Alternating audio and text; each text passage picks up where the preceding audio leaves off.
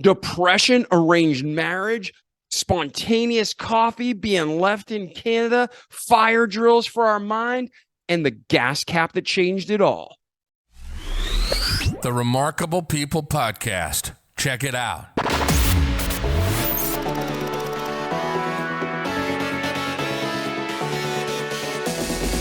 The Remarkable People Podcast. Listen, do, repeat. For life.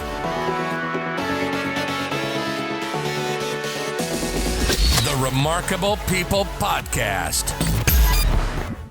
Hello, friends. Whether you're a first-time listener or one of our remarkable community members, we are so excited you're here today. Today's guest is going to talk to us about how she learned the hard way how to turn the why me attitude and thought process into prosperity. And she goes through how it wasn't instantaneous and it took her years, but after learning it, the change can be instantaneous for us all. So you are going to hear today from Zehra Mahoon. And Zehra is going to talk to us about her life from childhood, growing up, how she was put into an arranged marriage, how that did not end well, how she then went and found the man of her life, she thought, moved to Canada. That turned out bad. And then she explains how life turned around. She picked up the pieces and she's in a better place than ever. So just like our slogan says, don't just listen to this great episode, but do the good parts, repeat them each day so you can have a great life in this world and an eternity to come. So Zehra is a great woman. She's a coach. She's an author. She's a consultant. She has a background, as you'll hear in the episode, in a ton of expertise. So she is a well-learned woman who's bringing you great content to apply to your life. And on that note, before we jump into the episode, don't forget about the Remarkable People book, how they did it, and you can too. We have 12 authors from the podcast that chipped in, wrote a chapter of the book each, and each chapter is a laser-focused topic that they not only explain how they overcame or achieved what they did regarding that topic, but they break it down into practical steps so you can too.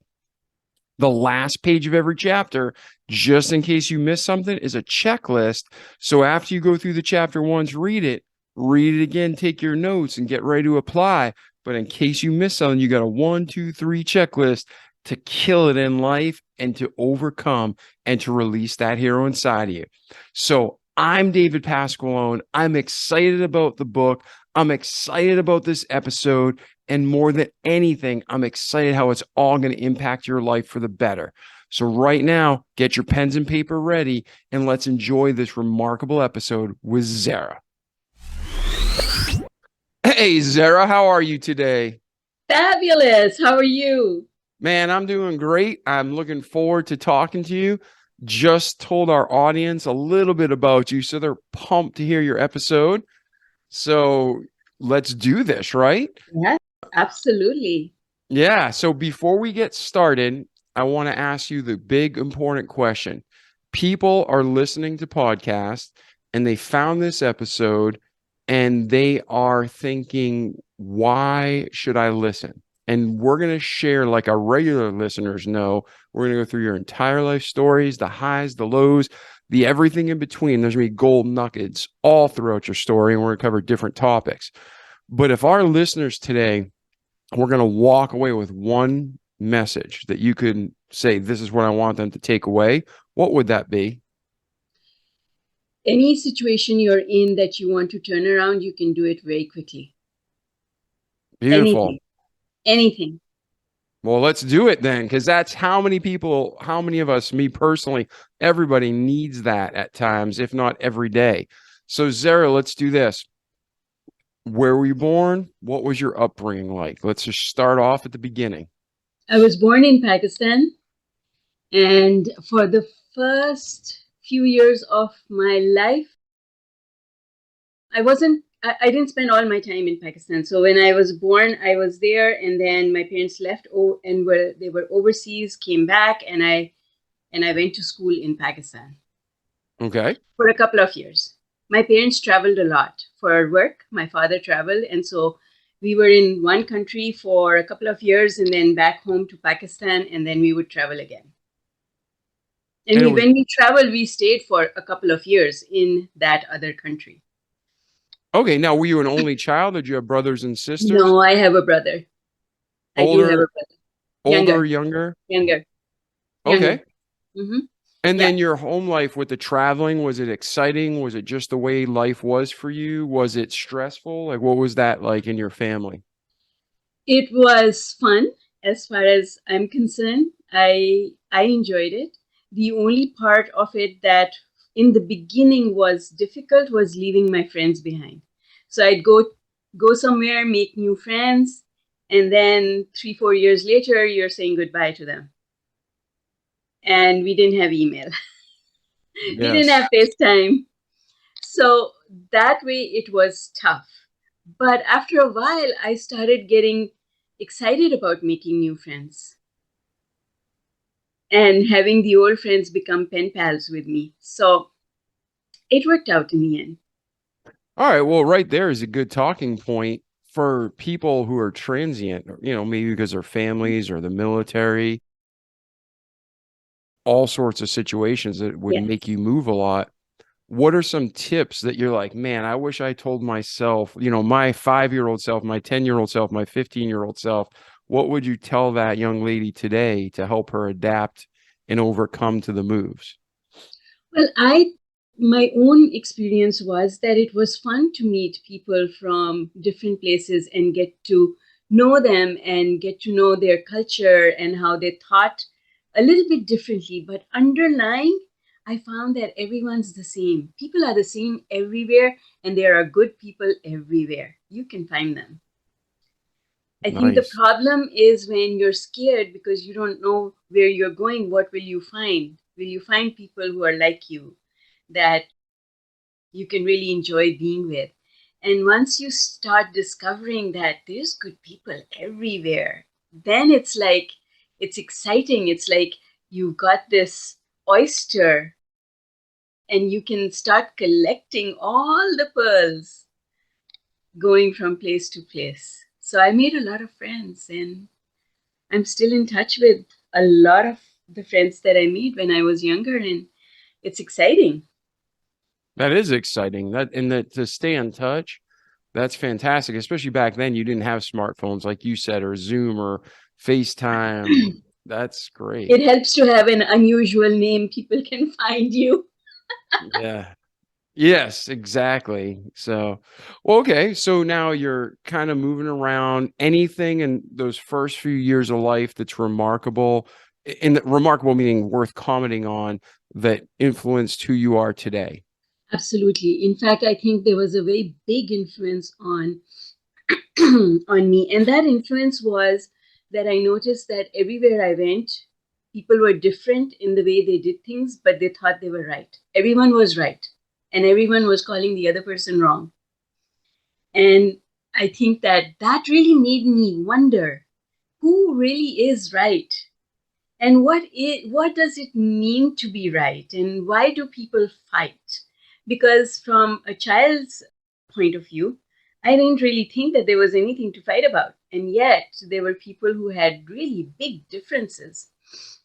I remember we were at one point in time we were in a country where my father was he got on a taxi to go to work, and the taxi driver, after he asked him a couple of questions and found out that he was from Pakistan, stopped the taxi and told my father to get off.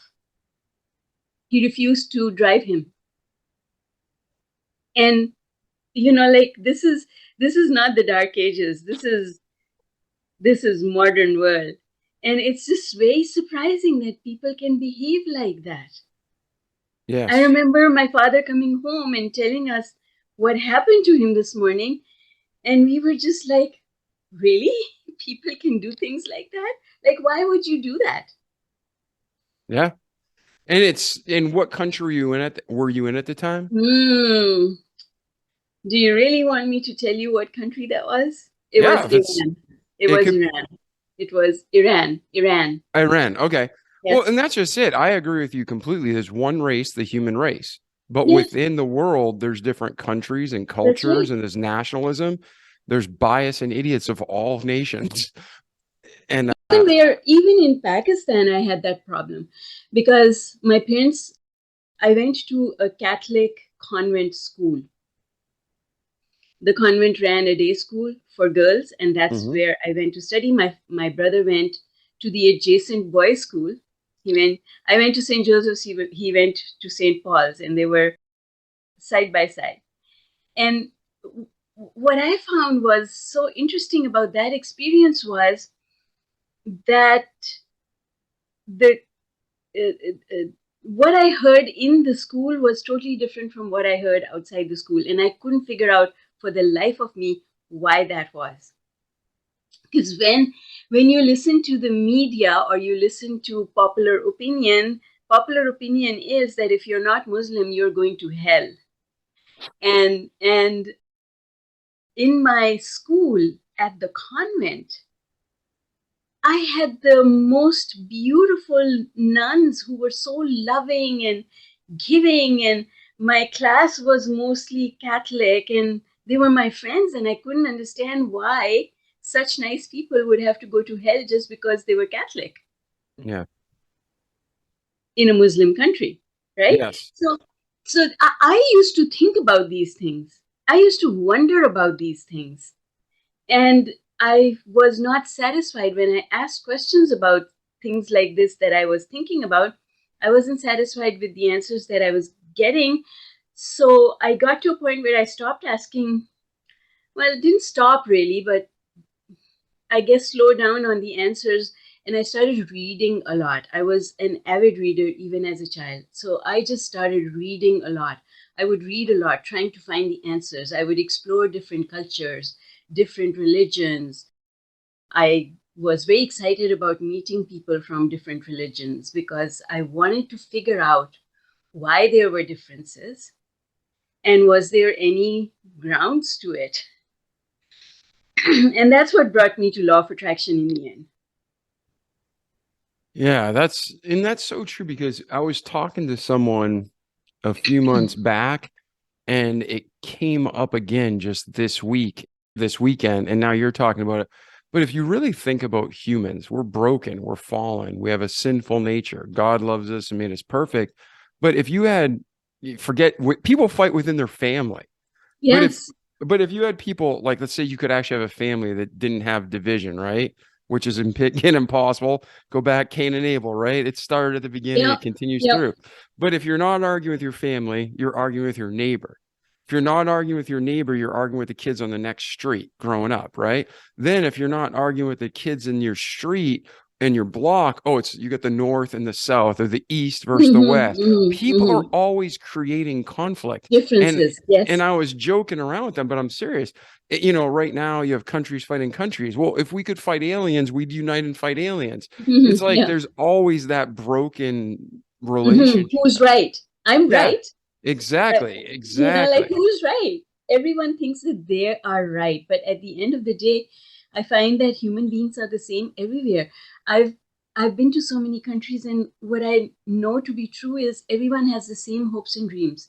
Everyone wants love, everyone wants health, everyone wants to be wealthy. The people's desires are very simple. At the end of the day, we all want the same things. Yeah. Yeah. I again, I agree with you. I think everybody might describe it differently or they Yes, might that's have right. a different background, but like Noah's flood in the Bible. I come at everything Yes. from a Christian worldview, Yep. but there's not a culture in the world through the 7,000 years of recorded history that hasn't cited global Exactly. flood. That's right. Yeah. So the fact is there was a global flood. Yeah. Now, how we interpret the facts or how we credit the facts, that can be different, but the truth is the truth. There was a flood. So I believe the Bible and somebody might believe different. So I always look at life as you could be right and I'm wrong. I could be right and you're wrong. We're both wrong and God's always right. So I think that we really have to stand back and respect that people can have different opinions. And it's not about being right or wrong. It's just about being happy. You're happy being who you are. I don't need to ask you to change. I'm happy being who I am, and you should not ask me to change. We should just let people be who they are and be okay with that, and not want to create rules and regulations that take away people's individual freedom. Now, Live in harmony. yes, to live in harmony.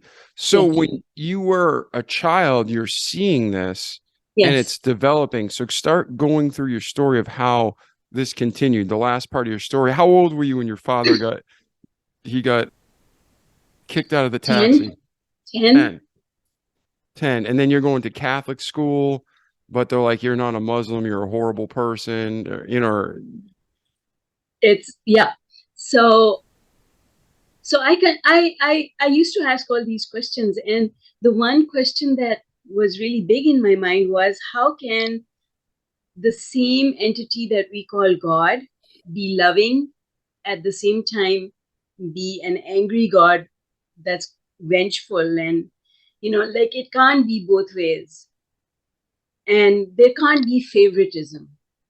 So the way I saw people practicing religion, both in the convent and outside the convent, people were trying to almost bribe God or please God. And the question in my head was, but if God runs the entire universe, then God has to have a system and be extremely fair. There can't be favoritism. It has to be fair to every single person. So I was always asking questions about why certain people were struggling and other people were not struggling, why someone was sick, why another person was not sick. And I was confused. I was totally confused, because I didn't understand what was I supposed to do so that I would have a good life, so that I could be happy, because God seemed like a schizophrenic entity who kept changing his or her mind. Mhm. And so my dilemma was, I need to understand God so that I can prosper, I can thrive. And I had this ever since I was a child. Like in my teenagers, I was like, okay, I need to understand, because everyone tells me, whether I'm at school in the convent or I'm at home, people are telling me I need to make God happy. But what makes God happy? Because I see people who are working so hard and they are good people, but they're not getting the gifts that life should be able to give them. And then there are people that are not doing anything to please God. They don't pray, they don't give, they're not generous. Why are they prospering? It didn't make sense to me. The reasons that learned people, talked about and taught us didn't make sense to me. So I was always in the search for what is God's system, because God's got to have a system. Somebody's got to know what that system is. I need to find out what that system is, because I want to thrive and I want to have a good life. Now, would you talk about this openly with your parents, or was it a Not whole openly, covertly. Okay. I would try and slip in a question here or there. And what was were they of a Christian background, a Muslim My background? parents were Muslim background. Yeah. So they were more rigid. This is the way. Do not divert. No, actually, my parents were more open-minded than most others, and they were open to having a discussion, but their frame of reference was limited, and they stuck to it. So if you're going to ask questions that stir up things, you have to be open-minded enough to accept other points of view. You cannot be stuck in your point of view. You've got to be open to receiving information that possibly you were not familiar with before, and take it for what it is. And my parents had their limitations, but I was able to talk to them. And I think that the fact that they couldn't satisfy me actually urged me on to keep looking. An example that I will give you, I remember this, having this discussion with my mother, and I was very young. I was younger than 10 years old. This is when I was maybe 6, 7, 8, in that age range.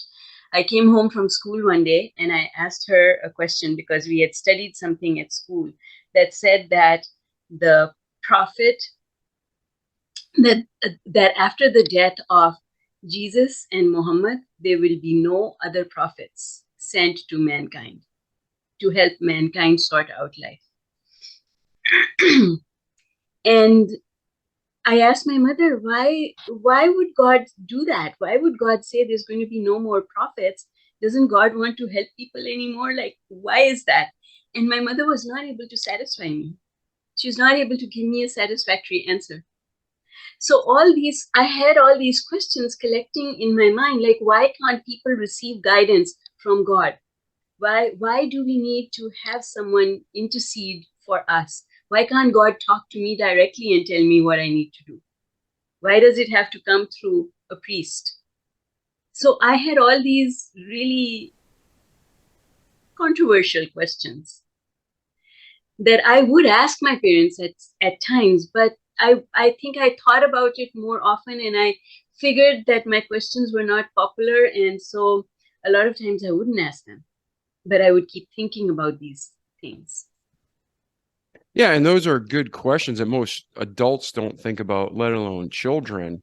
So from like a Christian worldview, there are answers to those. And it's like, and we can get into the answers, but basically, like, when you went on through your life, like, were you able to find those answers? Because like, and Yes, going, I did. because when Jesus was a sacrifice for us, God left the Holy Spirit with us to indwell. And then we have the Bible, and that's something generations before haven't had. So again, there's always the facts and the truth, and it's all about the interpretation.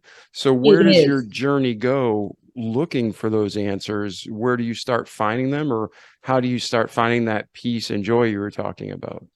I read a lot. I kept reading. I read a lot. I read a lot of philosophy. I read anything that anyone wrote that had gems of wisdom in it. And in the end, what I did discover is that we do have our direct line to God. God does provide God guidance. There is guidance. I can meditate. I can pray. I will receive my answers. They will come to me sometimes through other people, sometimes through signs.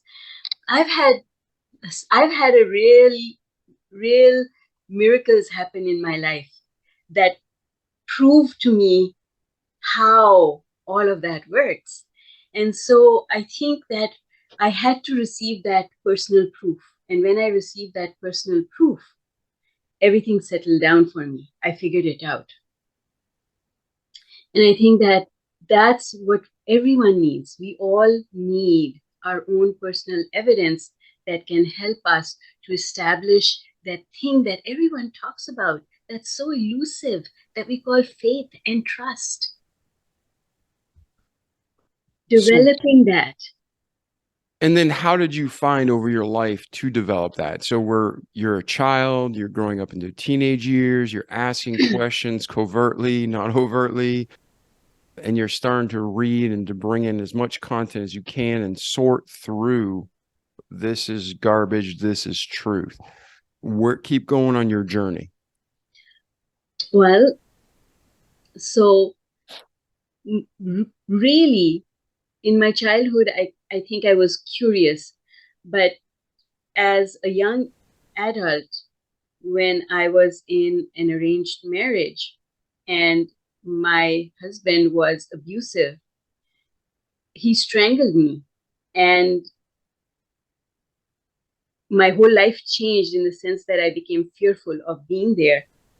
So he was physically abusive, but after that incident where he strangled me, if his mother hadn't stepped in to save me, I would have died at that time. That's when it really shook me up. And How old were you then? 23, Okay. 22, 23. I'm just trying to keep the timeline going. We Yeah. can have gaps, but I don't know if you were 18, if you're 12, but 23. Okay. hmm hmm So, so I ran away from home, and I decided to keep the baby because I thought this is the gift of life, and if I say no to this now, who's to say I'll ever be gifted this treasure again? So I decided to keep the baby, even though I was advised by a lot of people to not keep the baby, but I did, and And I'm just so so we happy. know, culturally, when you say keep the baby meaning obviously raise that child No, versus I was advised to abortion. have an abortion because I was only 2 months along, so I could have had an abortion. That's what I'm saying. I didn't know if you meant give it to an orphanage. Yeah, no, no. Well, that too, but I decided I was going to keep my child. I considered that a gift from God, and I was going to keep that gift. But that's when my questioning really became loud and unbearable, because the question in my head was, why did this happen to me? What did I do to deserve this sort of treatment from God? Because in my head, whatever was happening to me was not created by man, it was doled out by man, but created by God. So the question was, why me? Why did this happen to me? I need to figure out, what did I do to deserve this? So that was truly the beginning of an active search for answers. And the search came later. In the beginning, I had to stabilize myself because I went into a very deep depression, thinking, why me? And not being able to answer that question, why did this happen to me? So in the beginning, I went into a deep depression. I came out of that depression because I had a child, and my child needed me. So I made my priority becoming financially stable in order to provide my child with a safe and abundant home. So I started digging my way out of depression, went to work, created stability, but I would still slip into depression because I didn't stop asking that question, why me? Why is it like this for me? What did I do to deserve this? Just my ability to handle depression improved. At first I would go into depression and stay there for a year, but then slowly after a while I was able to talk myself out of it in a couple of days. And see, let's talk about that. Depression is something that a lot of people suffer with. Yes, And most of the time, it's baggage we carry with us where it's like, this is our it is. expectation and this is our reality. Yes. Now, there are chemical things, there are physical injuries. Man, it's so complex. So I'm never going to be hmm the guy to hmm say it's all or nothing. It's That would, not, yeah, it's not the same. Every situation is different. My situation was caused by mental trauma, yes. and just asking this question over and over again, why is my life like this? What did I do to deserve this? Why am I not one of the people who is happily married and successful and enjoying life with a loving partner? What did I do to deserve this? Because I was always a good little girl. I did everything by the book. Whatever I was told, this is the right way to do things, I would do it. So my question was, if I was always doing what was right, how did this should not have happened? So God needs to explain to me, how did this happen and why me, and what makes it fair? Why did all of this happen? And and so fast forward, then I kept reading. I was always reading, always reading, always reading. Maxwell, oh, for heaven's sake, I forget his John name. Maxwell? Yeah, no, not John Maxwell. John Maxwell, yes, I read him as well. Anyway, it doesn't matter. The Power of Gratitude was written by, it's written by a priest. I forget his name. Anyway, I read every single book that I could lay my hands on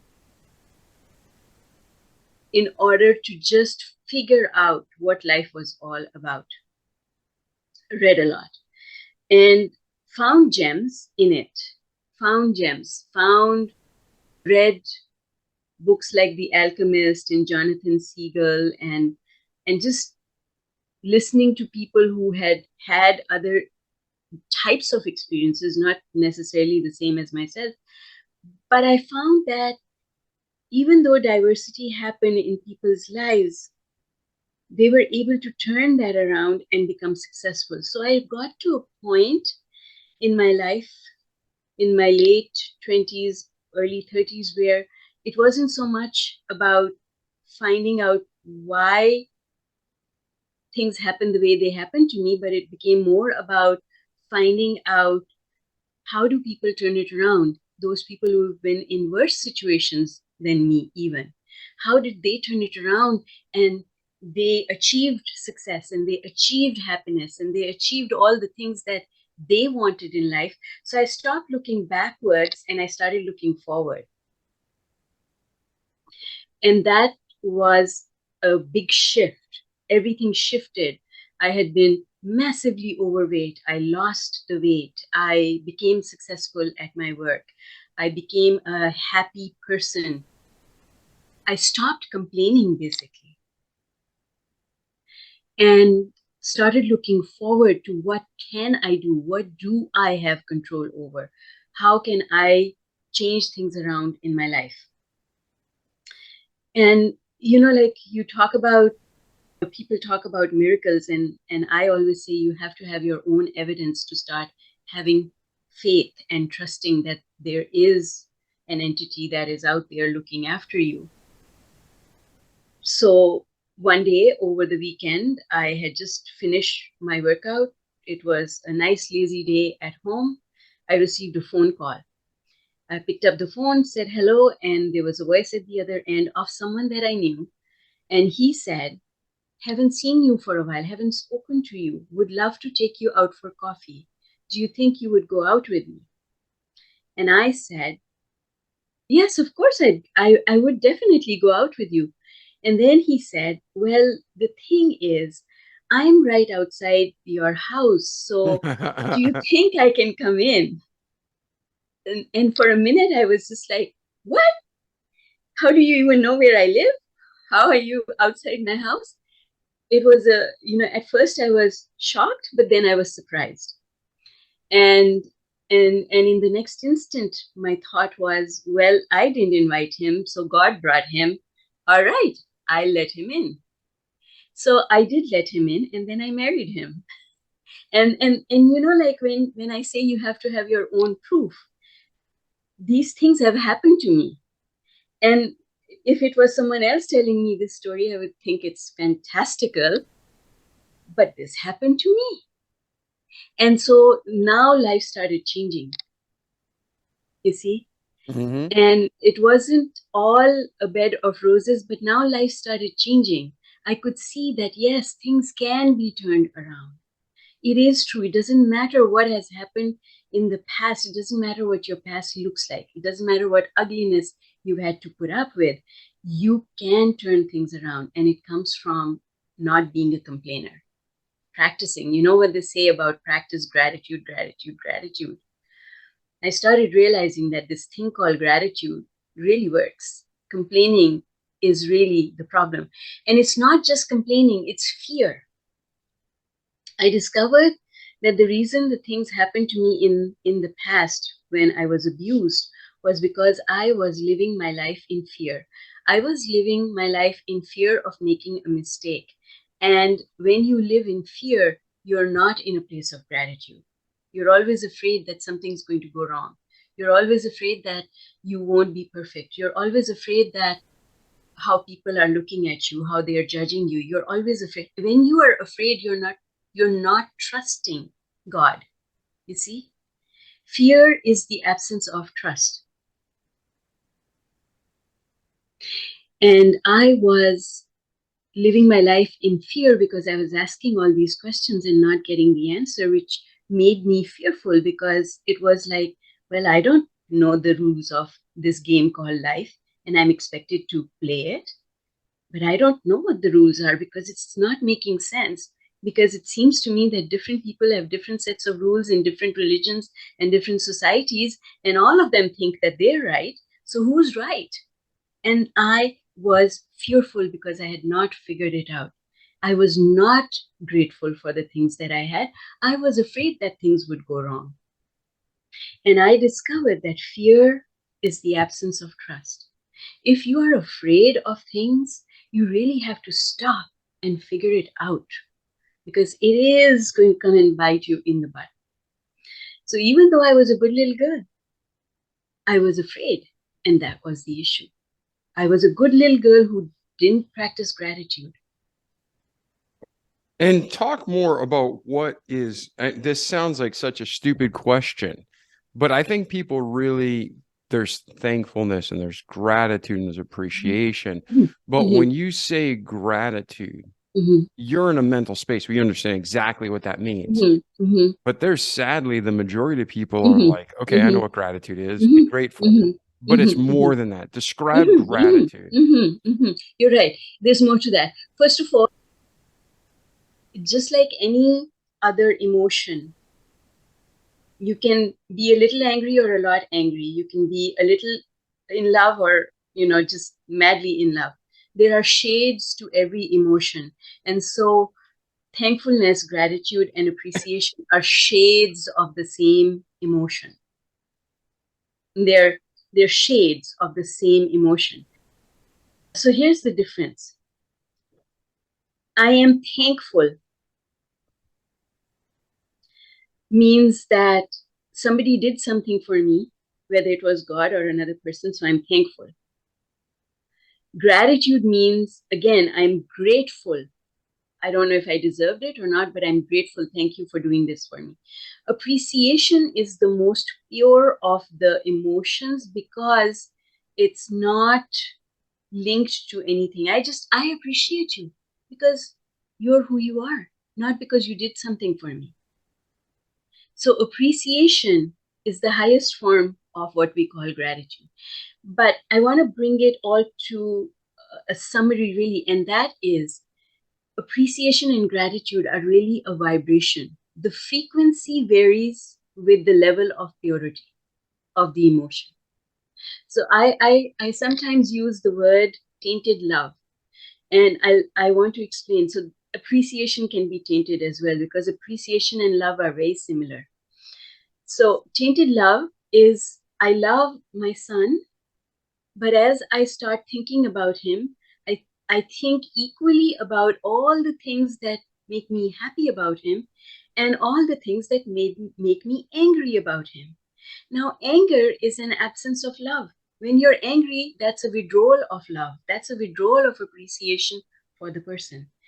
So we say we love someone, but it's not pure love because it's a mixed bag of some good and some bad. So you really have to forgiveness comes in here because when something happens that you don't quite like, you've got to forgive and forget it so that it's no longer part of your vibration. And now the vibration of appreciation and love is pure. I say that the best appreciation is appreciation for nature because I've never had a fight with the tree. I have no history with it. So I can appreciate, I have pure love and appreciation for the beauty of the tree, the work that it does, because I have no history. When we have history with people or things or places, that history, we really have to clean that history up and eliminate all the negative from it in order to be purely in love. Because love is a very pure emotion. It should not be linked with any taking. I say this, one of my pet lines is love is a one-way street. Most of the time people think love should be a two-way street. You give me and I give you. No. I am in love with you. That means I will just give you and give you and give you and give you more. without expectation of return. That is the highest, most pure form of love. That is the kind of love that we need to start having for that entity that we call God or universe or whatever you want to call it.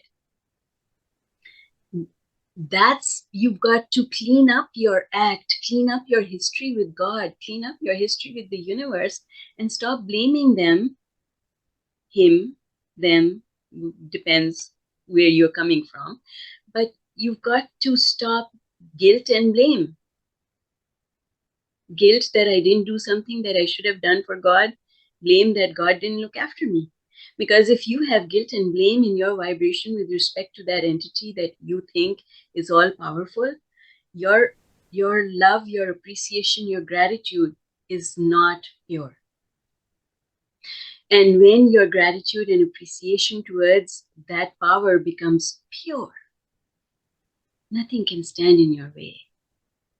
Because now you actually have access to the power of that which you call God. And getting to that part, that is the journey. Yes. And you were about how old at this point in life when you're discovering this? Oh, I'd say fast forward another 10 years. So it took me another 10 years to start figuring it out. Okay. Now, all of this figuring out happened in a period of 10 years. Yeah. So me and the listeners are dying to dig into the vibrations and the frequency and the attraction and, you know, how the steps of practically how you use that to get out of depression. But before we do, between that age, your husband comes by and says, "Can I come up for coffee?" Which as a dad, I'm like, that's crazy. Don't let him in. But it obviously worked out for you. But a lot of times that would be a stalker and a murder, death, kill episode. So I'm glad he was a good man and he takes care of you. But between then and today, is there anything else significant in your life that you want to cover before we dig into the teaching of, okay, this is how you do it for you? Like if you're listening and you're struggling with depression, this is how we make it real, hands-on. But in your personal journey and walk, where do you go from meeting your husband or marrying him? Okay, so we got married, and at that point we came to Canada. I discovered after we got married that my husband was actually Canadian, and he was a Canadian immigrant, and his entire family was in Canada. So after we got married, he was a very high-ranking officer in a government organization where he received a couple of death threats, and we decided, okay, it's time to go to Canada. Gotcha. So he left his job, he came to Canada, and I followed later. And so now again, a new chapter in our life started where there was a lot of contrast in the sense that we came here, there was no work, there was no money. So we had to make things work. We were also in a blended family where I had my daughter, he had a son.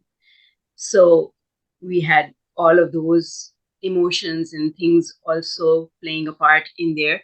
And again, all the time, my thinking never stops. I'm always thinking, why this? Why me? How do I fix this? What should I be doing? And so there was a period of having to settle down in Canada and figuring it out. And attitude makes all the difference when you believe that, you know, you're going to be okay because God has your back, the universe has your back, nothing gets in the way. We didn't have any trouble settling down. We had trouble with the kids. We had other kinds of things that we had to get through, like any couple. We had our ups and downs. But then contrast hit again in a big way. And what happened is my mother became sick back home in Pakistan. I was pregnant with my son. And while all of this was going on and we were sorting out life in Canada, my husband had an affair. when I discovered, so at this point in time, we were probably married 4 or 5 years. He had an affair. When I discovered this affair, I tried to use forgiveness. I tried to use what I knew at that point in time of trust and faith. I tried everything that I knew at that time, but I could not let go of the anger. I could not let go of feeling again that, why is this happening to me? And so we decided to end our marriage. After I think we'd been married 6-7 years, we decided to end our marriage. And so now another set of circumstances started for me, in which he, at that point in time, when we ended our marriage, he conveniently left Canada. So I had no access to spousal support or child support from him. And I had been the one who was at home. I was the homemaker. He was the one earning. So I didn't have work and I didn't have money. And he had left me with debt. So now, did he leave you? You had your son and you were pregnant with another son? No, I had my daughter. Oh, your daughter. And I had a daughter, and I had already had my son. He was almost 2 years old when my husband left. And did your husband take his child with him, or did he leave his child? His child at that point in time went to live with one of his sisters. So and my husband, my ex, he left Canada. So now I had a new set of circumstances. But I had achieved my objective, which was that he should leave our son with me. So I had the custody of my son. But now a new journey started where I was in a new country, relatively, and I had to establish myself and provide for the kids. So that whole thing started again. Why me? Why did this happen to me? What did I do to deserve this? And that whole cycle started again. And my search for answers continued. So one day, and I'm going to tell you a little story. This thing changed everything for me. I got recruited. It was an interesting journey. I met someone, that someone introduced me to someone else, and that someone else asked me to come and work with her. And she was in a commissioned role in the financial industry. I had some background in finance from Pakistan. I had been working in the financial industry. She said, you come and work with me. So I did. And it was a commission sales job. So one morning I was slated to meet a really important client. This client was a big commission. It was going to pay for everything for the next few months and a few months in the past. So this was a really important client. I was going to see this client, and I stopped at the gas station to get gas before going into the office. And he called while I was at the gas station, and he called off the appointment. He said, something's come up. He made an excuse. And I said, can we reschedule? And he said, no, I'll let you know when we can reschedule. And it just destroyed me because I was so counting on this deal giving me the commission that I needed in order to pay for things and just stabilize myself. So I cried. I got my gas. I got on the highway. I went in. It was like a 45-minute drive into work. And trust me, I don't drive at the recommended speed. Yeah. And what year was this now? Was this after 2000 because you had a cell phone? Oh, yeah. This was 2007. Okay. Oh, so it was right when the bubble was crashing of housing and everything? Just before that, yes. Yeah. Okay. 2007. and so I, maybe 2006, but 2006, 2007. Anyway, so I went to work. I had a full day. I had to meet some clients. So I was driving around in city. Then I came back And all day there was a cloud over my head. It was like, again, the same question, why me? Why did this happen to me? And on my way back, I got off the highway and I decided to stop to get some groceries. There's this grocery store that I used to go to that was right off the highway. Stopped there, went inside, had 2 bags of grocery, came out, and the ground was wet. The car keys were in my pocket, so I wanted to put one of the bags down so that I can grab the car keys. I decided to put this one bag on the trunk of the car. And when I put the bag on the trunk of the car, I almost fainted. I had a heart attack. It was just, I couldn't believe what I saw. I trembled from head to toe. I almost dropped the other bag. And I just had tears streaming down my face. And I was very conscious that people were looking at me. But what I saw was nothing short of a miracle. And the reason, I'll tell you the reason, is because that morning when I had filled the tank with gas, well, I hadn't filled it. I just got very little gas, enough to get me into town and back.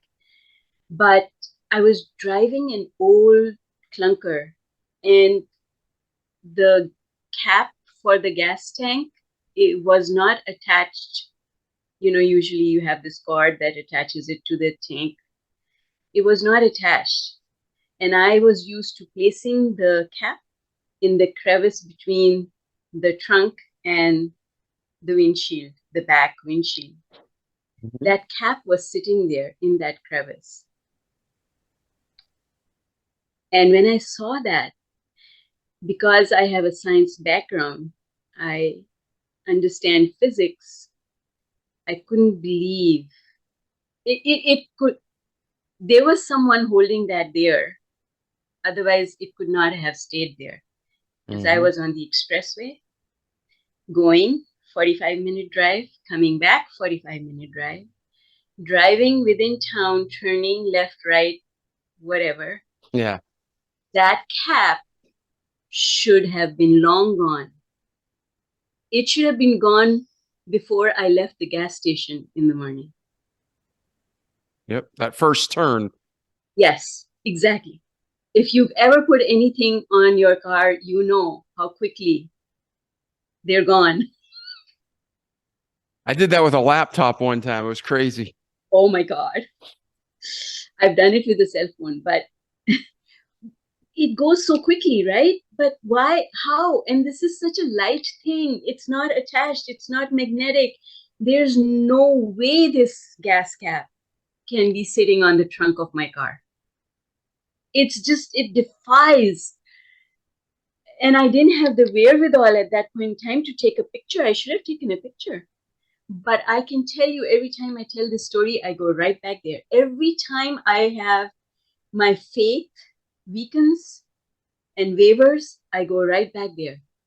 Because that was God talking directly to me.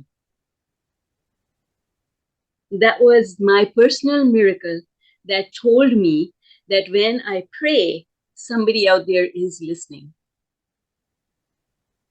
Mm-hmm. And that changed my attitude. Again, it's all about change of attitude.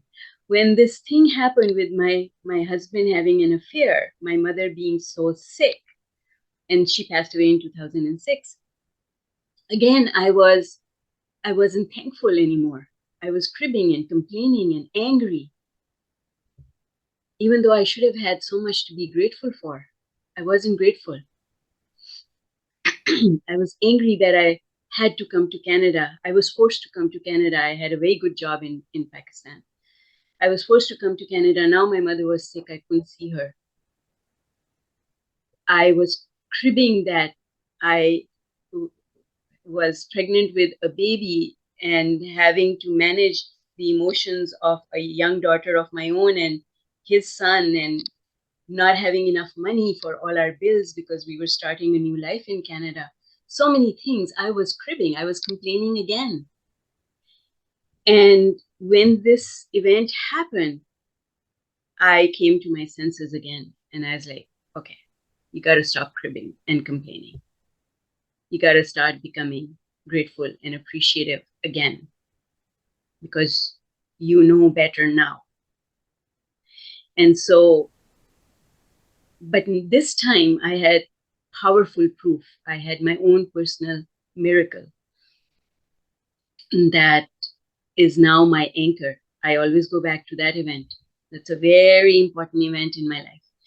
But the beautiful thing about this event that happened for me is that now the happening of such events became common. It became like an everyday thing. Many such things would happen. Unexplainable things, unexplainably wonderful things would fit into place. And I believe it's just because I changed my attitude, an attitude of gratitude, right? Mhm. And so from being in that place where things were not good, I became star performer, financially successful, amazing, good life, happy, my children thriving, everything good. Bought a big house, moved into it. And then my husband came to visit and he said, "You had custody of our son." We had actually, in writing, we had joint custody, but my son lived with me. My son was around 6 years old at that time. My ex came to Canada and said, "You've had him for 6 years. I'm returning to Canada now and I want him now. So I'll be back in June and I'm going to take him away." And it just destroyed me completely. I went, that depression that I hadn't been in for many years, I went back into that deep, dark place. I couldn't adjust to the fact that my son was going to be taken away. I stopped working. I couldn't work. I couldn't focus. I couldn't think. As a result, I started digging a financial hole because I wasn't able to work. There was no money coming in because I was commissioned. So there was no money coming in. Again, I started digging a hole under my feet. Again, I became a complainer. Why me? Why is this happening? How can I prevent it? Who's going to help me? How am I going to figure this out? And in the end, what happened is that my husband did come and he took my son away. It destroyed me completely. But from those ashes, I changed my way of thinking or talking to myself. And instead of saying, "Oh my God, this terrible thing is going to happen," I started saying, "Well, he's not a baby anymore. He's 6 years old. If he really wants to come home, he can kick up such a fuss that his father will have no choice but to bring him home. He is old enough now that I don't have to worry about whether or not he'll be fed or not because he's big enough to ask for food when he's hungry. I don't have to worry about him so much. I've taught him how to look after himself. He's going to be fine." And isn't it wonderful that I actually have some time to myself where I can do things that have been on hold for me for a very long time? So good, if he's with his father, I have some freedom now. And so I changed my attitude. And then one day my son called me. He'd been away for, I don't know, a couple of weeks. And he called me and he said, Mama, I was talking to Daddy and I told Daddy, he needs to be more like you. Oh, It was the cutest thing he could have said. And it just changed everything for me. When he said those words, it changed everything for me. It lifted my spirits. It made me happy. And I started focusing on my work again. Fast forward 3 months. One day I got a call from my ex saying, "I'm bringing him home. I'm bringing Ferris home." And I said, "Okay, well, maybe he's coming for, sorry. I thought, okay, he's bringing him for a visit. But he comes to my doorstep with the car. Everything that he had taken away, he brought back, and he brought my son back and he said, "Here you go. You can have him back. School is opening and I found a job. I'm going back to work. I can't look after him when I'm working." And I was like, Yes, and you expect me to. Yeah. But anyway, I got what I wanted. My son was back. I was happy. Awesome. However, during those 6 torturous months, I had dug a financial hole that was so big that it was impossible for me to crawl out of. And so now I had a new problem. And that problem was, if I can't look after things, I'm going to have to go bankrupt. And that is just not an option because I will lose my business license and we'll be penniless again. So now started a whole new chapter of my life where again I had to lean on faith. I had to talk to God and ask for guidance. I had to do things that I knew I had to do, and there were some difficult decisions that needed to be made, but I made those decisions without a complaint. In fact, I was so in appreciation because God brought my son back home to me that I was singing and in praise all the time. And I believe firmly that it was that return to faith that saved me. Not only saved me, but from there started a journey of abundance where my financial situation completely changed. Completely changed. And I am so appreciative of everything that happened after that because it absolutely changed my life.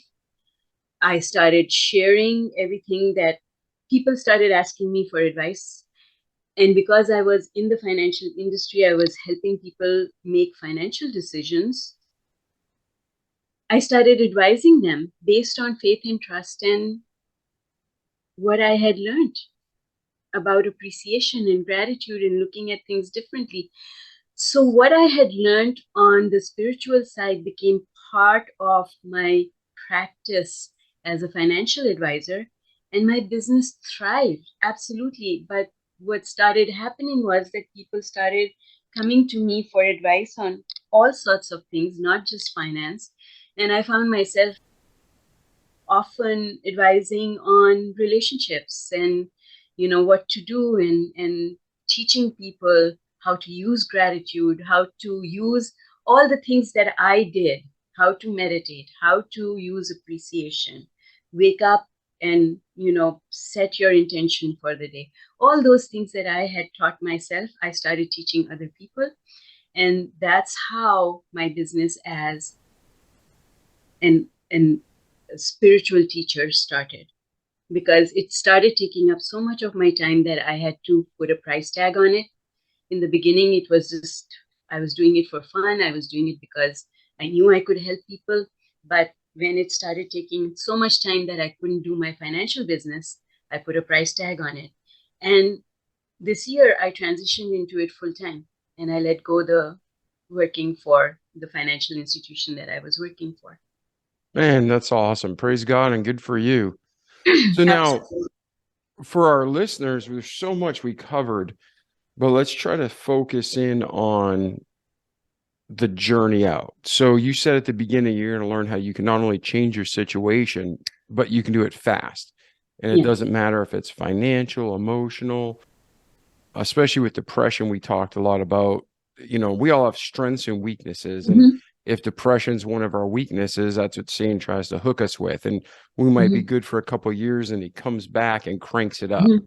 So Mhm. just out of the blue, sometimes you're just like, wow, I'm really down. And then Mhm. you Mhm. got to think through. So no matter how deep somebody is right now or how they got there, Mhm. what would you say are the steps to start getting out? So like we know, like, okay, you said be grateful, be thankful, but how do you do that? What's it practically look like? Mhm. Like, do you Mhm. get up and do you say something 5 times? Do you make sure you're setting alarms on your phone? Like, what's the real practical, applicable? How do you break free from depression?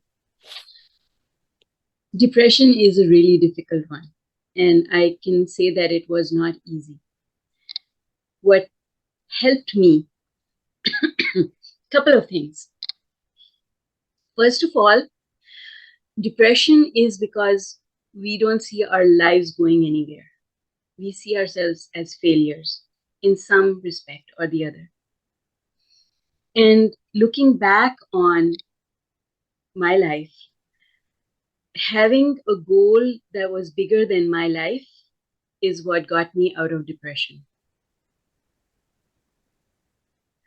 Because if you keep thinking about your life, you can't get out of it. It's like one of those whirlpool things that once you get caught in that, it just keeps sucking you down.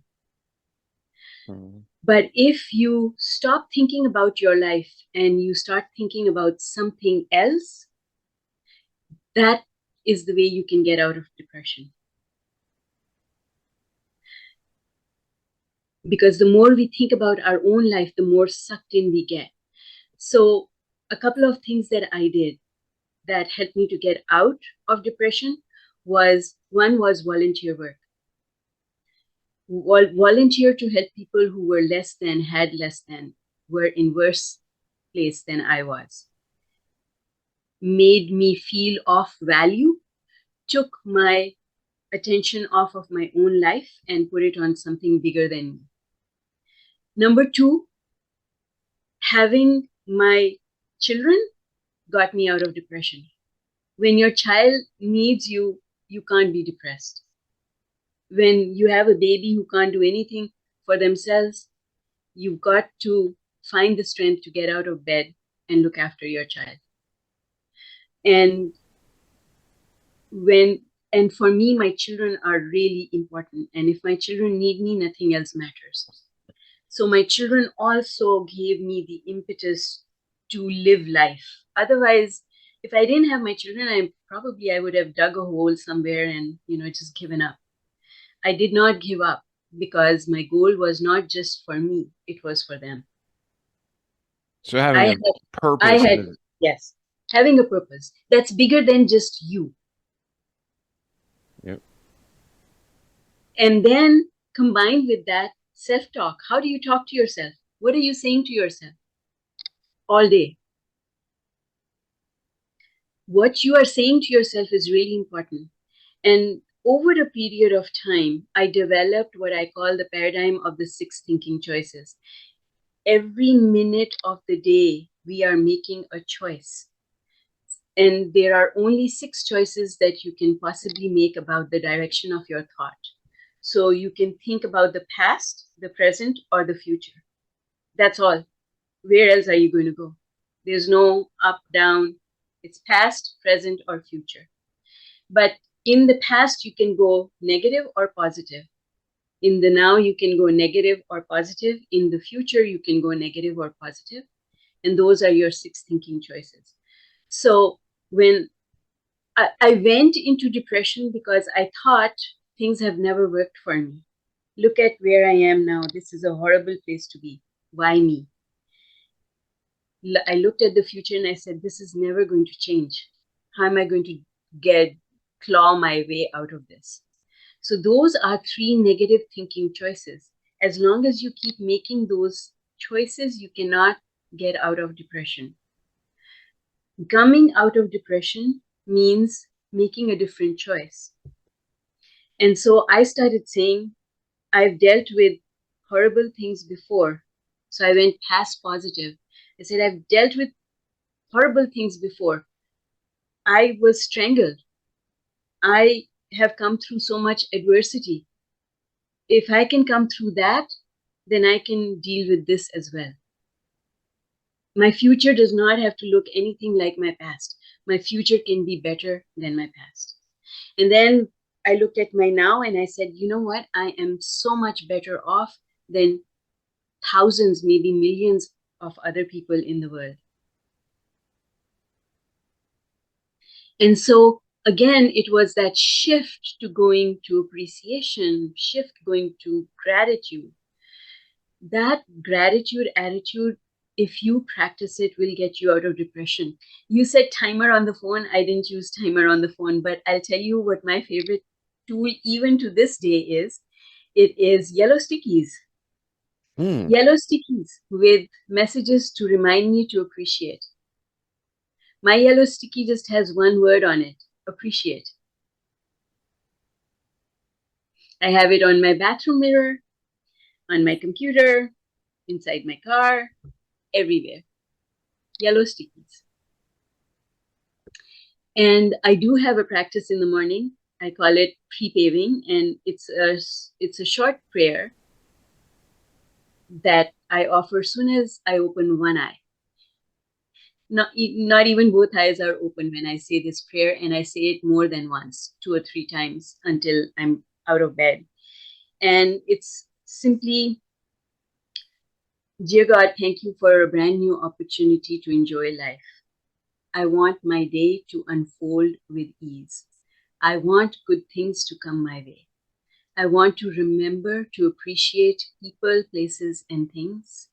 I want to be good to myself and others. I want to end this day feeling happy and satisfied. And I want to remember at all times that all things are possible. Yeah, Luke 1:37. For with God, nothing shall be impossible. Yes. And so I started using this prayer in the morning. I would say it, repeat it often during the day. I have a similar prayer going to sleep where I tell my mind to shut down and allow my body and my emotions to heal and rejuvenate. Basically, you have to get your thoughts out of the way. Your thoughts can hurt you or your thoughts can help you. And that depends on, in my experience, the 6 thinking choices. So, and then count your blessings. It's so important. We are blessed with so many things that we take for granted every day. So I forced myself to become someone who would not take anything for granted. And I realized something that I mentioned before, but I must reiterate just now, is that not just paying lip service, actually feeling the feeling. We become a society that offers words very easily. We meet a friend and we say, oh, I missed you, but you didn't really miss them. Or, I love you. You say the words without feeling the feeling. One of your children comes to hug you, and you hug them and say, I love you. But in that moment, do you actually feel the feeling of love? Do you actually convey the feeling of love? And to me, what has become most important is to really feel the depth of emotion. If you're angry, feel the depth of that anger and deal with it. But spend most of your time in a place of appreciation and love, and actually feel the love. Don't just talk about it. Feel the love. When you feel the vibration of love, that's what you're sending out into the universe. And it's like a boomerang. We say that very easily. Whatever you send out comes back to you. But basically, that's what you're sending out, because every second that you are alive, you are vibrating the emotions that you're feeling.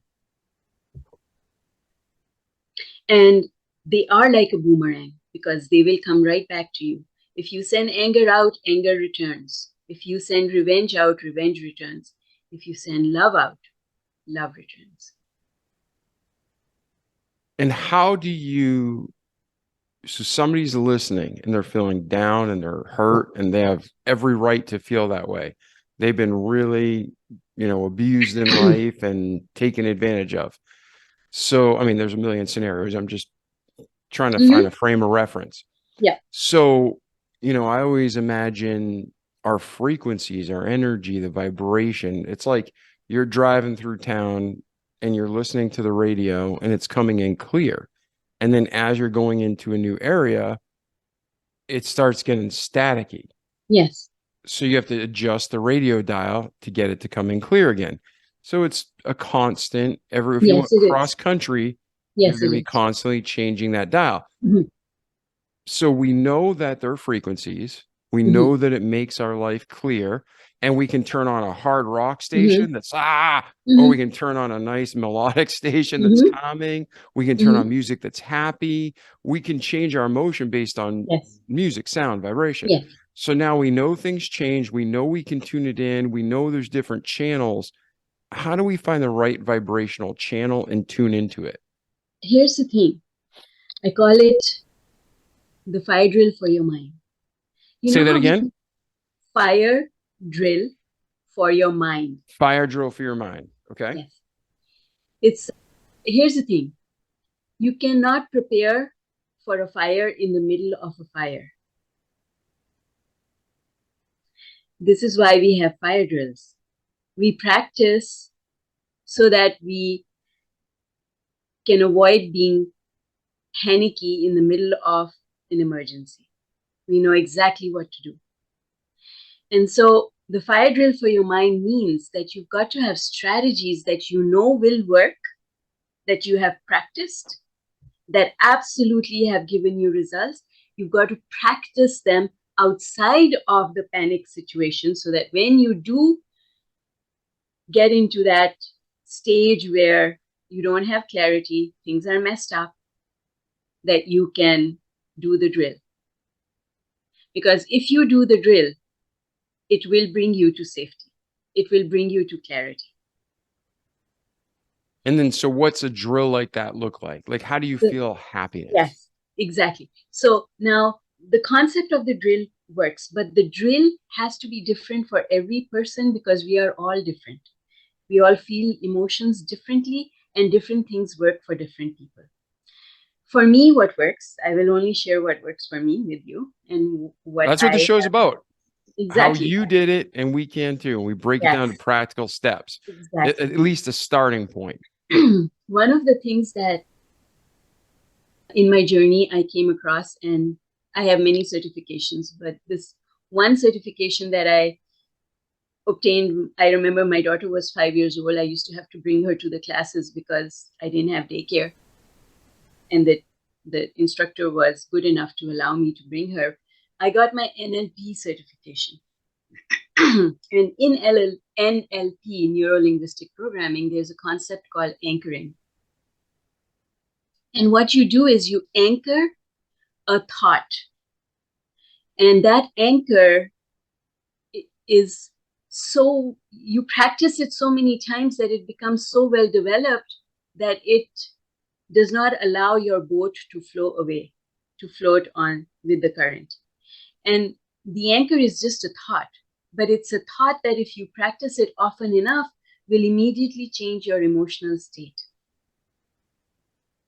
So I have a couple of thought anchors. These are thoughts, images of memories of a moment in time that is sometimes less than 60 seconds, but revisiting that moment in time helps my emotional state to immediately improve. And so that's a thought anchor. It's a thought that I have practiced, that I don't need to look for. I've practiced it so much that I know it's right there. I know where to go, and I can bring it up like that. So I have thought anchors that are linked to my the look on my the look of pride and joy on my father's face the day I graduated from university. The look of cuteness on my son's face when he rubbed a bar of chocolate all over his face. The look of absolute joy on my daughter's face when she spun around and round, watching her skirt billow around her with the rain falling on her upturned face. These images, these are just 3 examples of the kind of memories that serve as thought anchors for me personally, that when I visit these memories, it soothes my heart. It immediately changes my emotional state. That's what we want. Soon as we can soothe ourselves and change our emotional state, clarity starts returning. When clarity starts returning, then what you do is what I call a 4-step process. Is you say to yourself, okay, I'm upset because of this. What is the opposite of it that I really want? That's step 2. So where do I want to go? Step 3 is your self-talk, the way you talk to yourself like a friend would talk you off the ledge. You talk yourself off the ledge, basically, by saying things like, same kind of things that your friend would say to you. It's going to be all right. You can figure this out. It's never the end of the world. There's always an answer. All things are possible. The universe has your back. There is a God helping you. You've had miracles in your life before. You can deal with this. Nothing is outside your, your strength. You can do this. So you just talk yourself down, and then you feel better, and you tell yourself, I may not see the solution right now, but I know the solution is out there, and it will come to me. And it will come to me in the most surprising ways. All I have to do is to stop worrying. I'm going to go back to my faith, my trust, and then the solution will emerge. And now I feel better. Nothing's changed yet, but I just feel better because I've gone back to my faith. And then the next thing I do, step 4, is return to gratitude and appreciation. So now that I feel better, what can I think about that I can appreciate? Because I know that if I can just get onto the vibration of appreciation, then I am heading towards the vibration of love. And if I can get to the vibration of love, then that conduit of communication with that which I call God, the universe, opens, and all answers flow through. So this is the 4-step process. It's contained in the book Thrive, one of the many books that I've written. The prayer that I shared with you earlier on, and the techniques that I use in order to keep myself positively focused, they are contained in the workbook Unlimited. So I actually created a workbook because one day a coaching client came to me, and she was having so much trouble. I sat down and I thought about what was the things that I did that helped me. And then I developed a checklist for her. And I sent her the checklist. And after I sent her the checklist, she said, but there are no instructions with the checklist. How do I do these things? So then I wrote little pieces with the checklist to say, this is how you do this exercise. This is how you do this exercise. And it turned into a workbook. And I gave it to her. And then I decided, well, if she can have it, why can't other people have it? So I created a workbook and I put it on Amazon, and I dedicated it to her because she was the inspiration for it. So the techniques that I use are documented. I share them openly with an open heart with anyone who wants them. All the stuff that I've learned is in my books. And as I learn more, I write more because I'm still constantly learning. I'm not a done thing. I'm still on my way. There are greater things to be done. Beautiful. Now, and then let me ask you this. The second step is the desired outcome. The third step is positive self-talk, talking yourself through the process like you talk to somebody else. So many times we give good advice to other people, but we abuse ourselves, right? That's right. And then step 4 was return to gratitude and appreciation. What was step 1? Like, how would you define that again? I hate where I am. I don't like this where I am. Acknowledge the fact that you don't like what you've got. It's okay to acknowledge it. Gotcha. You don't have to hide from the truth. In fact, if you hide from the truth, you can never deal with it. Yeah, you have to bring everything into the light. Yes. Yep, the Bible talks about that cover to cover, but especially in 1st, 2nd, and 3rd John, bring things to the light. If you leave them in the darkness, it'll grow dark. Yes, exactly. That's right. Awesome, Zehra. So I've learned a lot. It makes me want to grab that workbook and just work through it and start applying this to my life. and hopefully for our listeners. So between your birth and today, is there anything we missed that you want to cover, or do you want to transition to where's Zehra today and where are you heading? I think I pretty much gave you what I wanted to cover about where I've been. Awesome. So now where are you going? What's next? Where I'm going is I am passionate about teaching what I know. That's why I am here with you, talking to you. That's why I've written so many books. That's why I've created a lot of free resources that people can have access to on my YouTube channel. My YouTube channel is basically a place where people can send in questions and I respond to them. I want to help people. Again, I have chosen to do something that is bigger than my life, because I know that that works for me. When I choose to do something that is bigger than just me, all sorts of help arrives. All sorts of avenues open up. And I thrive with that feeling. And so I've given myself a mission, and that mission is to help as many lives as I can. Beautiful. So if someone wants to get in touch with you, order your book, we'll put everything we can in the show notes. But if somebody wanted to continue the conversation, start coaching, ask you a question, what's the best way to get a hold of you, Zehra? You can email me through my website, zemahoon.com. So ZMAHOON.com. Or you can leave a comment on my YouTube channel. My handle across all social media is Zemahoon. So you can look for my blog, my website, my Instagram. All of it is under the same name. Beautiful. Thank you so much. Before we go, again, I always just want to make sure we talked about there was nothing we left out of your story, but is there any closing thoughts or anything you're like, Dave, I feel like we touched on this, but I want to dig deeper for the audience. Is there anything else you want to do before we close today's episode? I am going to ask people who are listening that my question throughout life was, why me? Why did these things happen to me? And figuring that out. And if you want to learn more about how I answered that question, I wrote a little book called Why Me? Why Do Bad Things Happen to Good People? And that book is available as a free download on my website. Very nice. So they just go right to your website, they download it, and everything's right there. Mm-hmm. Yes.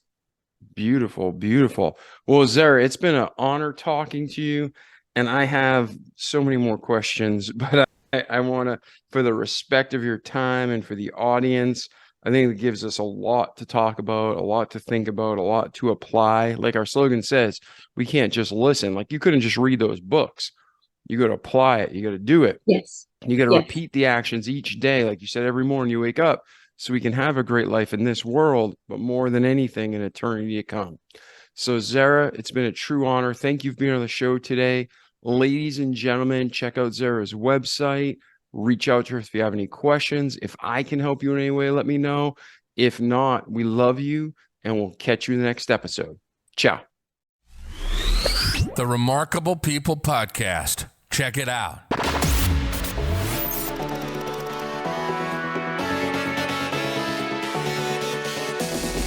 The Remarkable People Podcast. Listen, do, repeat. For life.